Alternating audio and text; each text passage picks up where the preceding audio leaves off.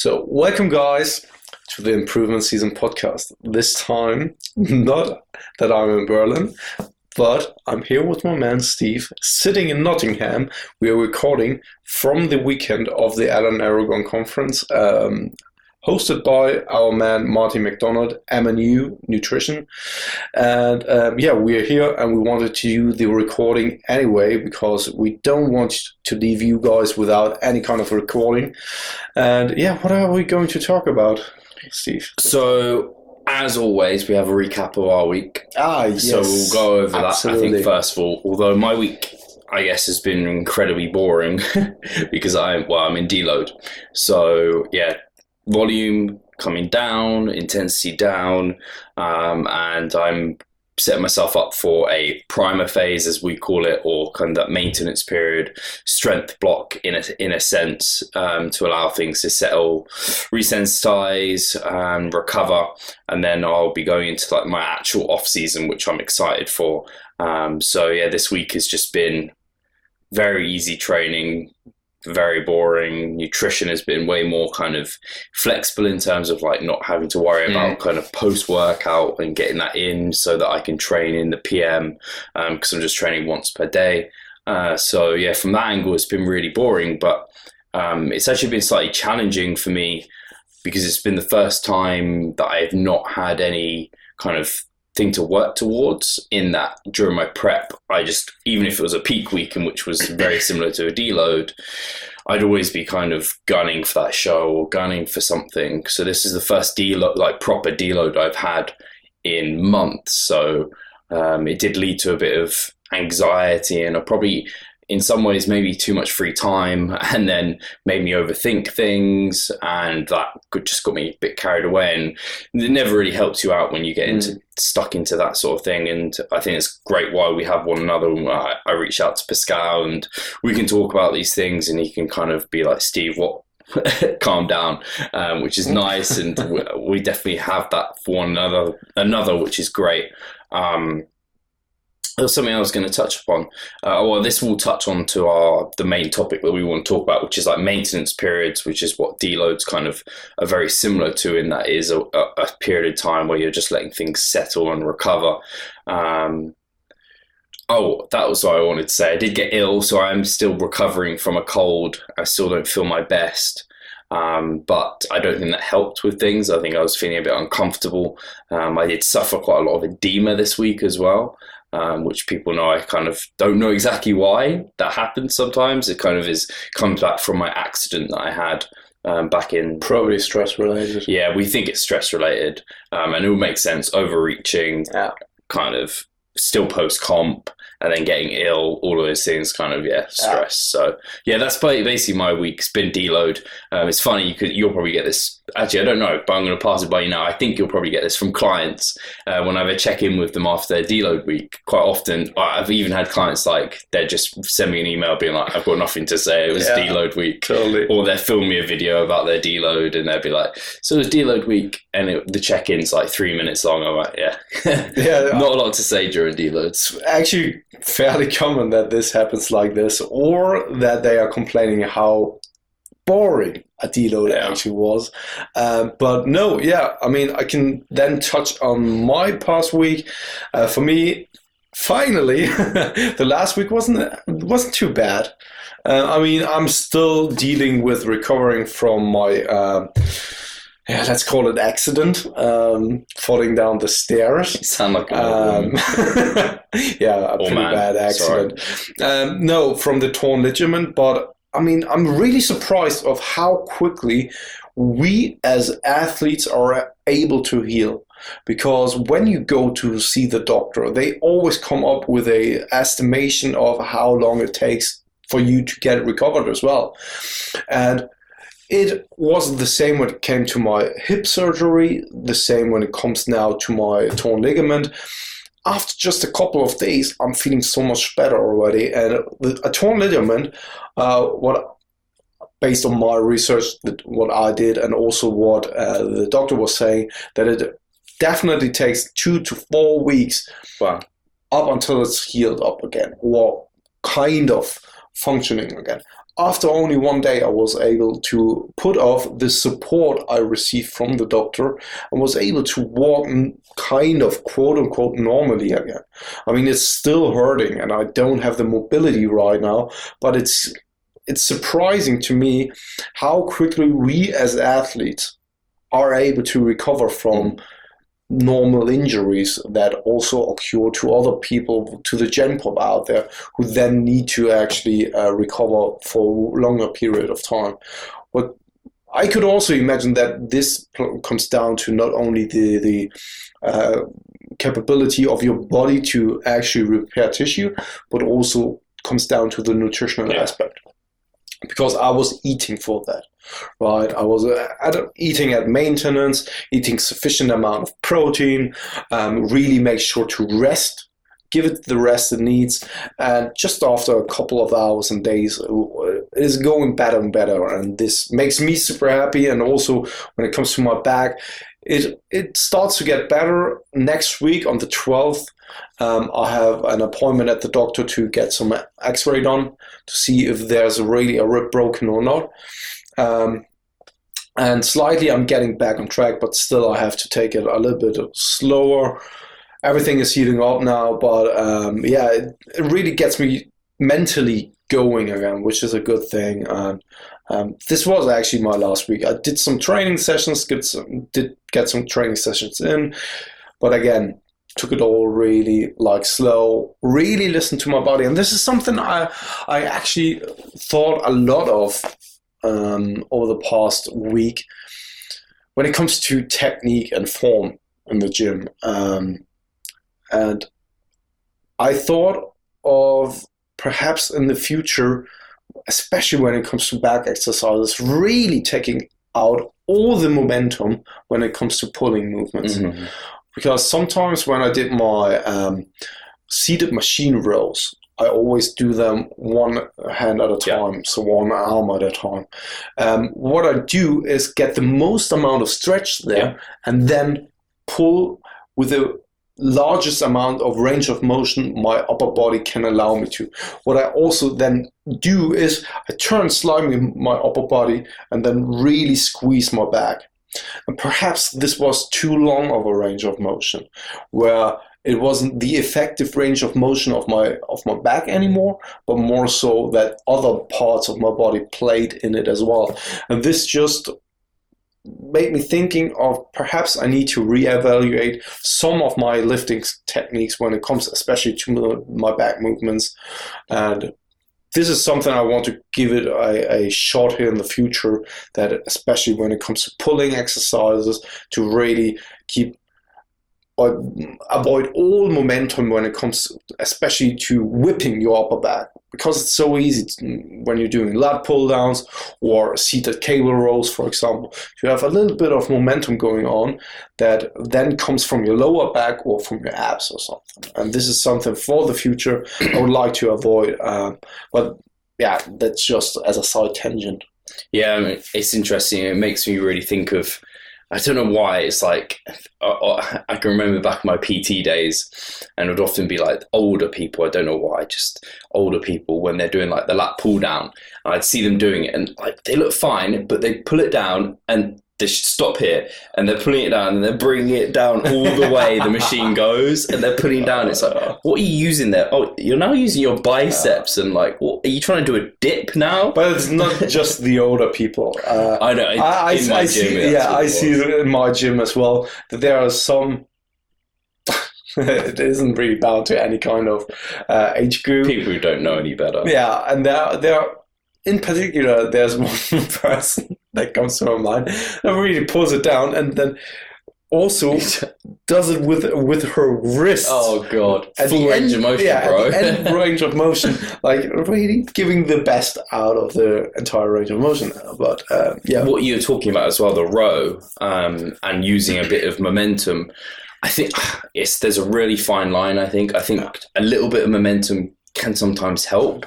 So, Pascal, you have been feeling pretty good of late, haven't you? So what's kind of, you're really up for kind of moving forward with your improvement season, which is really good. and you're excited to do that. And it's just about kind of letting those injuries kind of heal up. Yeah, totally. I mean, we've touched on it now, and sorry for the small interruption there. But it's a new setup for us as well. But yeah, I was just saying that when it comes to momentum, I think that my form is really nailed down when it comes to all the lifts. But it could potentially be that there was something off in my body.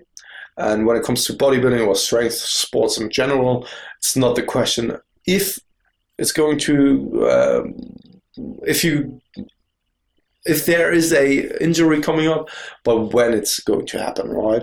And for me, it was just like a little bit frustrating because I was in the right mindset already. I just needed my body to function as well. Now it got delayed a little bit, and now over that time, I really could feel that there's a flame burning inside of me, that the fire is ignited again, and I can't really wait to push it hard again in the gym because my mindset is there, but my body isn't yet. Yeah. And I can't really wait to just hammer it at the gym and just make some improvements because I feel like really recovered mentally now, and I know that I can really get to work again, be refocused. I can't wait. Actually, well, which is awesome, and I guess is a nice segue into our topic, which is going to be maintenance, which I guess you've kind of been in for a couple of weeks. Yeah.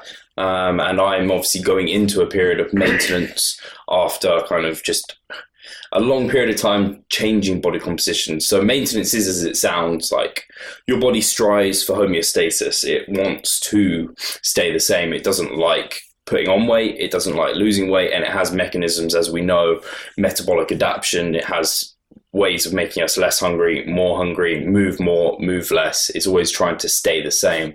And as all of us know, it's easier to gain weight than it is to lose weight. And so in terms of that and why maintenance is important, well, Pascal's obviously talked about it in terms of when you're injured, what's the best thing to do? You don't really want to be in a surplus because you're probably not being able to train as hard, so you're probably going to end up gaining needless fat.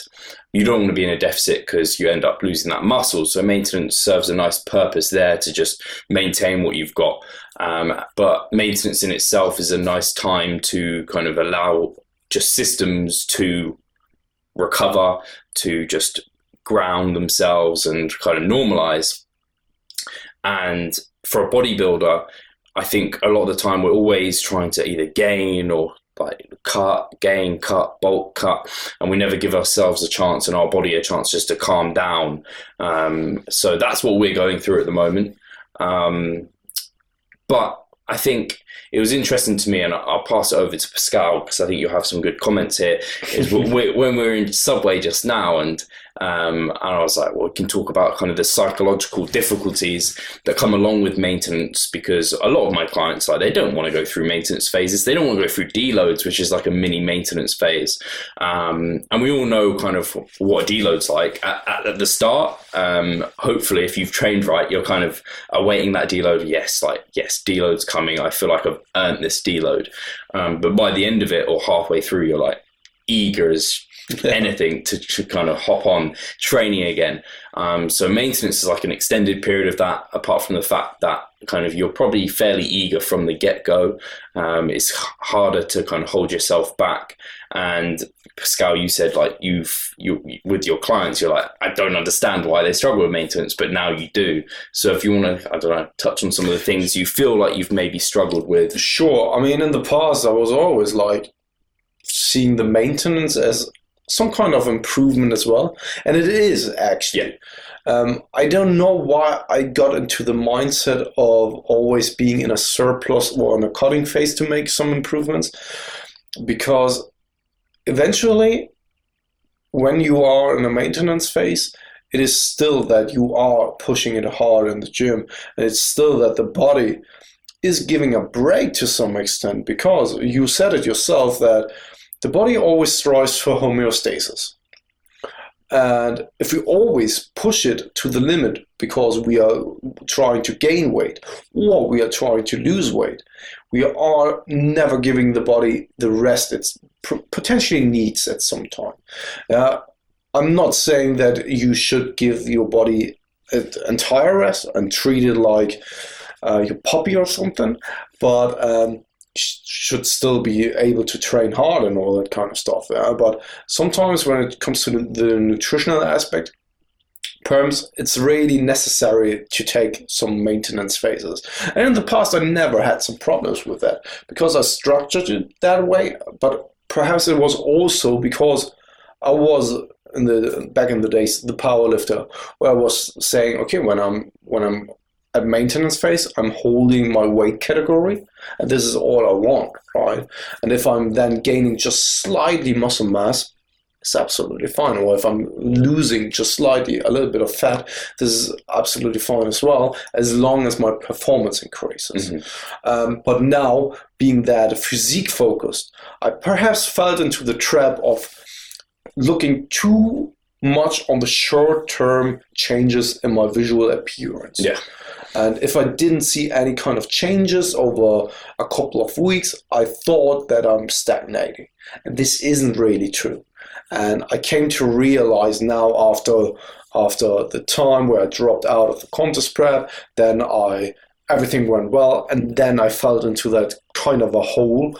I realized that I needed to give myself a little bit of a break because I couldn't go through cutting phases right now because I wasn't mentally and physically not ready for it, but I wasn't in a good spot to actually gain weight because I wasn't mentally prepared for it. I think that body-wise I could have pushed it even further, but I was so fat phobic, so adipose phobic in that situation that I kind of had a screwed perception of my body image, right?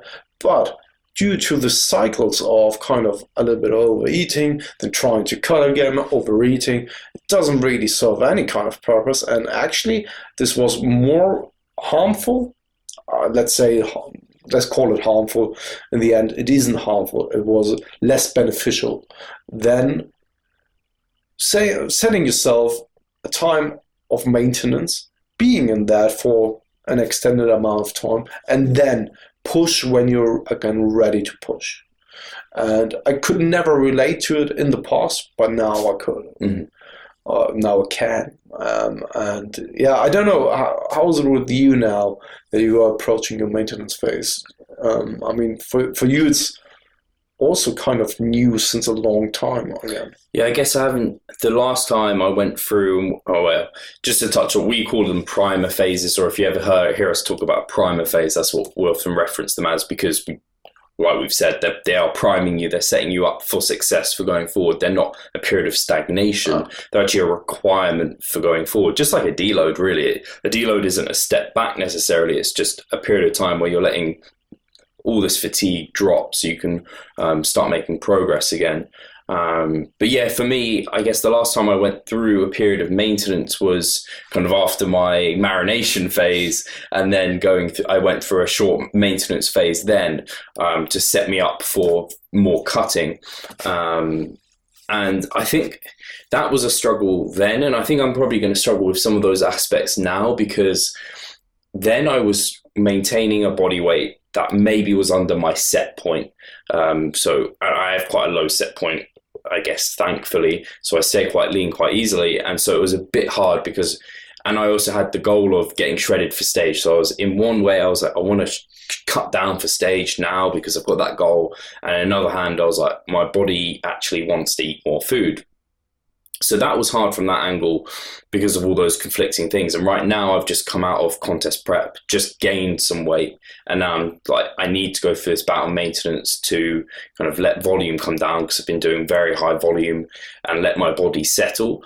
But the thing I think I might struggle with at this period of time is I might not be heavy enough yet where my body feels settled, and I might be trying to maintain a body fat percentage that is actually below my set point again, and then I'm going to struggle with that, and probably more so struggle with, whereas before I was struggling because I wanted to undereat to get shredded for stage, was my goal, whereas my goal this time isn't to get shredded, it's to gain weight. So I think I'm going to struggle not trying overeating, and then if I do overeat, which I think I'd allow myself if I really felt like I was struggling, then I'd allow myself to, because I obviously in some ways need to.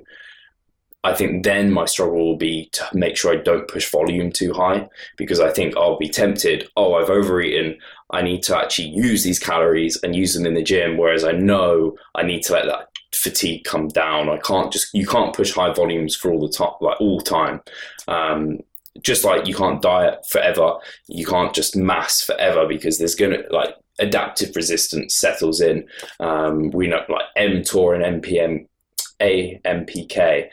So higher, as you go higher and higher volume, AMPK is just like getting ever higher. And like, I know I'm just feeling massively fatigued at the moment physically.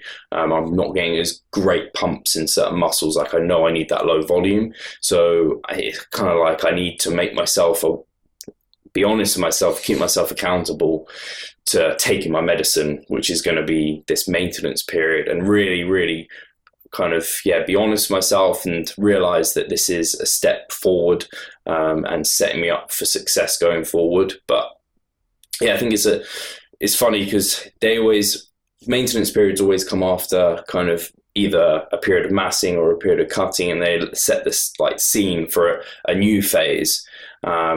And as a physique athlete, like you said, you just always want to be going in one direction or the other. And I think this is partly why some people fail to see the physique that they want to see, or maybe even get advanced, because they don't actually ever just maintain, and maybe they bulk up and then cut straight away, and they don't allow some of that tissue to actually settle and develop, and kind of, they call it a hardening phase in like the drug side. I do think there's some credence to that, in the same way with kind of cutting down. If you don't insert a maintenance phase, if you've got more fat to lose afterwards, then potentially you're going to binge and you end up just putting on a load of fat, and you again fail to actually reach your goal. So I just think they're so undervalued, and I think to talk about them, and the more stuff we're seeing about them, like had the podcast of Martin McDonald, I think they just are a very powerful tool to really, really help you out, and they shouldn't be viewed as something that's negative, because whatever you've done, you're maintaining something that is closer towards your goal, which is a really good thing. And actually, on that note, what it does is set you up for a successful next phase, may it be cutting or gaining. I mean, it is like a diet break or a refeed, or just taking 2 steps away from what you're doing right now. I always say to my clients that you are setting yourself up for a successful next phase. And that's all you're doing. So it's not really taking steps backwards. No. It's actually, you are still improving in that regard, right? But why do you think that most people struggle with accepting maintenance phases? I think it's because... Or not just accepting them, but also what are the biggest struggles for most people? With my clients, I think if they're going to a maintenance phase from massing, the struggle is that they want to start dieting, they want to start chopping away at that body fat immediately, and they don't want to go through this like period of maintenance before they start doing that, which is why often and sometimes you can get away with doing a bit of a maintenance phase with a small kind of mini cut in there as well, which I think can be effective, but you can't do that every time. You still sometimes need to step fully away from it. The other struggle there is the lower volume. So people, generally physique athletes, are volume junkies. They just love getting the pump, pounding the weights and everything like that. And we're quite short term in mindset. So you'll lose that kind of acute hypertrophy from the pump that you'll be getting. You'll look smaller in the gym, especially because your nutrition will also change. So there's less reason to pound carbs and you don't need as much food. So you might look a bit less full from having like a pump. Maybe you're less glycogen full because you're doing low volume training. You just don't need those carbs to fuel that low volume. So they're some of the struggles that I see with people. And then for people cutting, obviously they just want to keep losing that fat, and they're not, if they're looking to do a primer phase to set up another phase of cutting, they're just like, well, I just want to be lean now. Like, I don't want to go through this period of time, which I in many regards, I'm like, but you get, like, I'm giving you a period of time where you get to eat more and feel good. And I think as soon as they start that maintenance period, they do start feeling much better, and they then appreciate it. But in the short term, they're like, no, I just want to keep cutting. I think the struggle they could also potentially come to is overeating. So they get a bit more food and then they're just like, oh, screw it, I'm not cutting now. That goal's kind of taken away, and they might undo some of the damage. And that's why I think you actually have to really explain the purpose of the maintenance phase, really have an understanding yourself when you're going through it, and also kind of take your time when you go through it. Just like when you have a refeed or a diet break, it's not an opportunity to actually have a diet break and just go like fully fledged off board. It's, you keep many of the practices that you've been doing that are helping you, and you just kind of layer on some extra food, so you don't just kind of jump into something. And this is, I think, really important to note that when you're only seeing it as a break, the same applies for a diet break, like a 1 week of maintenance. I think that you should plan ahead of what you're going to eat, because I've experienced it myself that when I go from a really calorically low intake up to maintenance or even a surplus, I'm kind of overwhelmed with all the food choices or with the amount of macros I actually have to hit at the end of the day. And when I then stick with all of my older cutting foods, then I'm stuffed, that I perhaps at the end of the day need to force feed myself. And then I often came into this situation of that mentality of, okay, what can I now eat? Then I made some poor decisions when it comes to food choices, and then I have a hard time actually getting to my desired macro levels at the end of the day. Yeah, I think it's to have a plan is so important. If it was one thing, like whenever I have a new client who isn't maybe that well, they kind of know if it fits your macros, and they kind of have that used MyFitnessPal in the past, or if they are going to something completely different, it's like plan ahead, especially when you're cutting, because if you're going from like a maintenance of 3,000 calories and you're going into a mini cut of 2,000 calories, you can't freeball that. Like, that's 1,000 calories gone. After a couple of days, you're going to be feeling that hunger. We know that. So you need to start structuring and planning things out, because otherwise you will struggle. And I think, just like I've talked about during deloads, like you have more free time, which is actually great. And there's more to life than kind of constantly trying to gain weight and lose weight. And these maintenance periods is great because, I mean, for me as well, I've talked about it recently with you, and like this last week, I suffered from some anxiety because I was trying to nail everything. And like in contest prep, you want to nail everything. But when you're in your kind of improvement season, off season, like you're not off, but you don't need to nail stuff to that degree. So maintenance is a great time to be a bit more flexible. And the first week, sure, you might not be able to be that flexible, but weeks in, you'll be like, whoa, like my gym sessions are so much shorter. I haven't got so much volume. Pretty much when you're cutting, when you're massing, you need to have things on point. If you want to, because you're trying to grow maximal muscle, and part of that is progressive overload in the gym, and you need to be, we talk about kind of moving between minimum effective volume towards your maximal adaptive volume, towards your maximal recoverable volume, and kind of you want to be doing that, and you want to be making sure that you're having your protein spread through the day. You probably want to be prioritizing carbohydrates around your workouts. So these are all important things that you want dialed in. That means you can't just freeball it all the time. You have to have some kind of plan in place. And sometimes this can get a bit wearing, whereas when you're in maintenance, it's a period of time where, okay, nutritional timing matters much less. I mean, if you provide your body sufficient protein and sufficient calories by the end of the day, you're very unlikely to do anything. You can't really go too wrong. So kind of making sure to have carbs, like even like with your workout, you don't need them because the volume's low.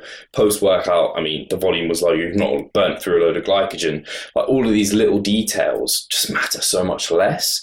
It's not like you have to really, really prioritize your sleep, although you should be prioritizing your sleep and recovery all the time. But these things matter much less because you're not actually trying to do anything during this time. As a physique athlete, at least, you're just trying to allow everything to recover. And so it's a great time to actually have a bit more going on in your life. So you're spending less time in the gym. You're less anal about your nutrition. Maybe you're just hitting protein and calories by the end of the day. So things that I'm looking forward to is like meeting up with friends and maybe going and kind of enjoying meals out, things that I wouldn't normally eat when I'm massing a burger, or cutting a burger is not very appropriate because it's high fat and it's kind of... Burger is never appropriate. Yeah, when you're maintaining, if you like burgers, it's a great time. I mean, I really do like burgers, but the thing is that I take 3 bites and then the whole thing is gone. Pascal's mouth, if you haven't seen it, is huge. So he takes 3 bites and then the burger's gone. Yeah. We did just have a Subway and you'd pretty much eaten half of it in the time. Wait, I'd eaten half of mine in the time you'd eaten all of yours. Yeah. But yeah, okay. Pizza, for example.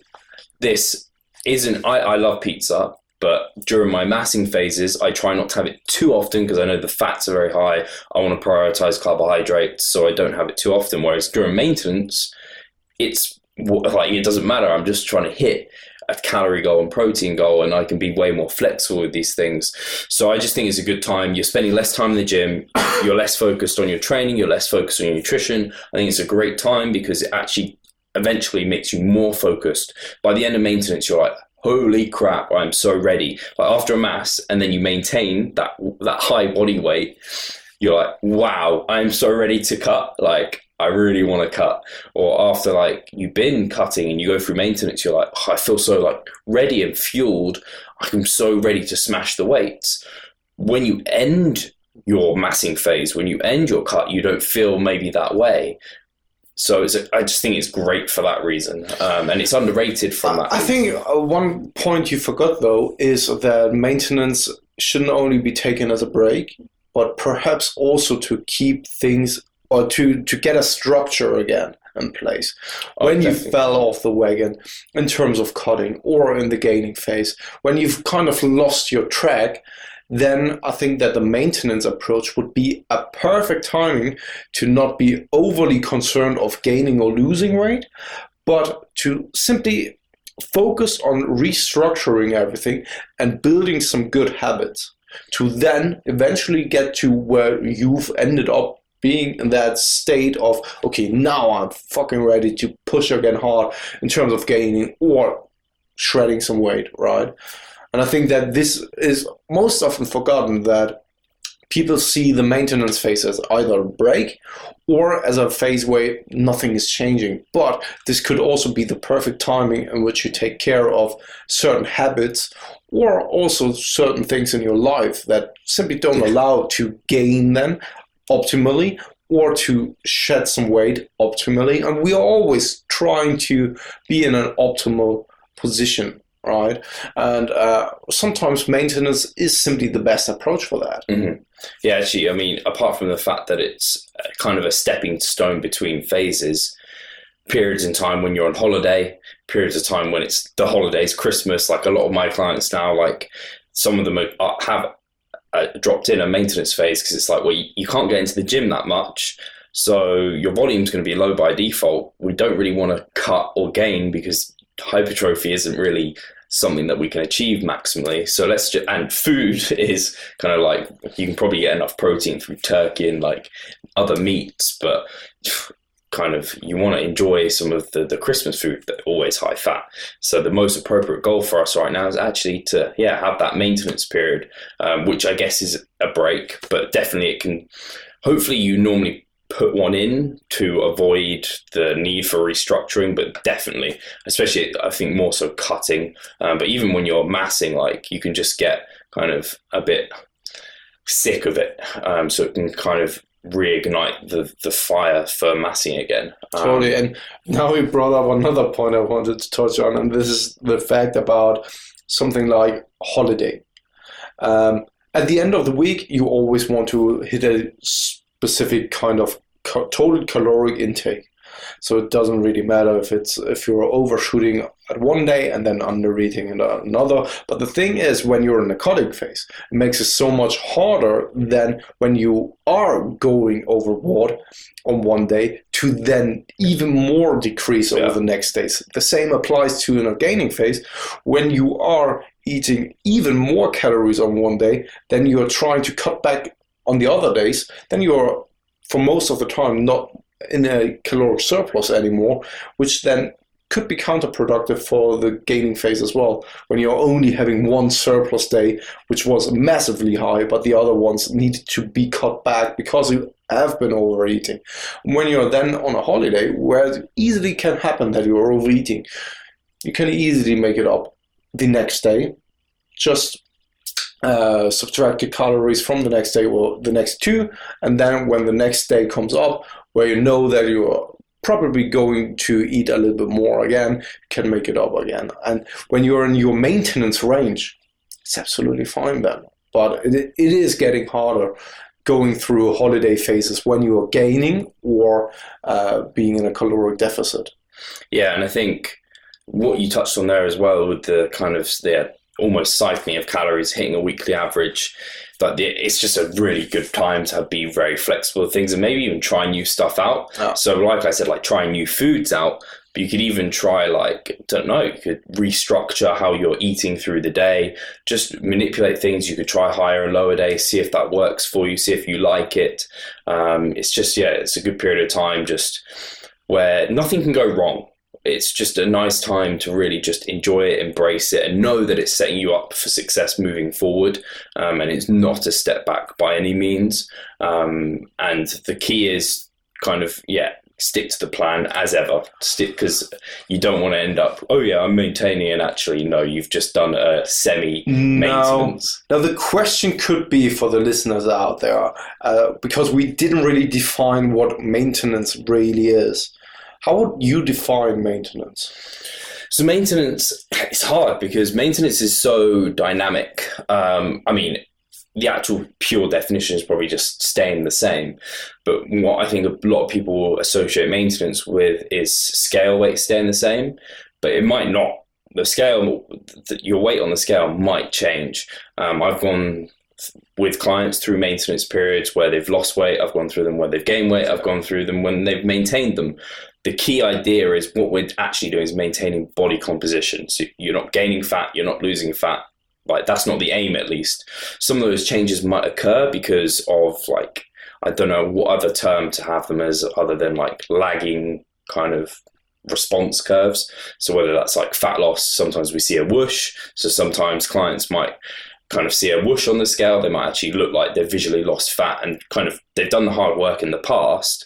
That's where everything was kind of, they were in that calorie deficit, but now all the stuff's caught up to them. Now they've got that fat loss during their maintenance phase, but it's kind of consequence. And same with muscle building, you've done all the hard work here and now kind of everything's caught up and now you've gained that scale weight here. So I think the goal, to have it in your mind, is we are trying to currently in this time maintain our current physique, and we're not trying to, the scale weight might change, and by the end of maintenance you'll probably find scale weight levels off quite a bit, but at the start certainly sometimes people can see a whoosh on the scale, sometimes they can see a big surge up. I even had it with some of my clients that we've seen some weight loss over the first week when coming from a cutting phase and going into a surplus, and the surplus wasn't small, and still we've seen some weight loss happening there. I've seen that. It is no surprise that you discover something that you experience something like this in a maintenance blog as well, especially in the first days. Yeah, just intuitively we should think it's the same with deloads. You have clients, when you deload them, they lose weight. You have clients who will gain weight, and so you can't ever be sure what's going to happen there. But for me, maintenance, to come back to the definition, is you're aiming right now not to gain. You're not aiming to lose muscle or fat. You're just aiming to maintain your current physique. But bear in mind, there might be things that are changing. No, cool. I think that's a really, really good definition. And what I'm really happy about this time is that this entire episode was actually quite positive. Oh, good. Most of the time, there's always some downsides to it. Yeah, I don't see any, there's no downsides to maintenance. It's just, the only downside to, for your body, maintenance is joyous. Like that's where it wants to be. And also, what's the rush in going into a cutting phase or a gaining phase? I mean, everyone should, and I hardly ever say the word should be in it for the long run when they decide to really make an impact in their visual appearance, right? And that is also long lasting, and also, I mean, if you really are interested in this sport, not just for the Insta fames, and not just because your best friend is a bikini athlete and you want to try it as well, train for 6 months, step on stage, doing a show, then please throw in a maintenance phase, because I mean, again, what's the rush? Yeah, and I mean, as a takeaway, like for people who are still questioning and they're not sure whether the maintenance is for them, it's like you're either going to get injured because you're pushing high volume all the time, or you're going to binge and you're going to break and you're going to end up putting on more fat than what you maybe even lost. Like something is going to stop you in your tracks. It's just like if you never deload, either you're not ever pushing hard enough, or you end up pushing so hard for so long that you then force yourself to deload. And it's like these people who never take these periods of time of maintenance, they either actually never see results because they never really push the bounds enough to require something, or they end up breaking and they end up going backwards. So maintenance is to prevent either of these happening. Or they are too hardcore for us. Very true. That's okay. On that note, guys, thank you very much. From the lovely Nottingham, we are probably going out now after recording that episode to get drunk. Get totally wasted. Maintenance, mate. Totally wasted. No, to explore a little bit of Nottingham, because I've never been here. Steve hasn't had any good experience with the city, so we need to change that, right? And then we are going to participate at the Alan Aragon conference tomorrow, and which will be 2 days ago when you are going to see this episode. And definitely going to talk the next time probably about the conference. Right? Yeah, so we normally do a review of what we've been to, so I think that makes sense to review it next time. And maybe we're hoping to get some footage from tomorrow. I don't know, maybe we could get a sneaky interview with Alan himself, because I have emailed him to come on the podcast. And he didn't reply. He did not reply. Of course not. I even put in, I think in my subject header, I put in something like Andy Morgan is an arsehole. Something along those lines. I was like, I'm going to write something so I know he's read it. I would really love for Andy to actually listen to our episodes, because we mentioned him quite some time. Well, Andy? Yeah, that he's just a stupid asshole. Yeah, I'm not sure he ever listens to these. I'd be Birmingham. Right, we're gonna go crazy here. But yeah, I hope you guys have enjoyed this episode. If you have any questions about maintenance, if you need any kind of, we didn't really give any kind of practical take homes, because that's not really what we want these discussions to be. They're just discussions about things outside of that. It's not like, these are the calories you should be eating. This is how you work out your maintenance. We've got articles that explain that. So I'll make sure to link those below. So that's all there for you. And I'm just going to make a point here. It's really difficult to timestamp such discussions. Like, we don't really have like pinpoints. So I know a few of you have kind of commented on YouTube asking for timestamps. Like, Pascal actually replied, so he might have already said this. And when people just ask, or thanks Steve in particularly, it's still me. It's replying. Yeah, so Pascal could make me sound really bad. Totally. I should be kind of careful. Everyone is just like, Steve, what is wrong with you? I thought you were such a humble guy. Fuck you. But that's an entirely different story. Right. Cheers, guys. Take care, and we'll talk to you soon.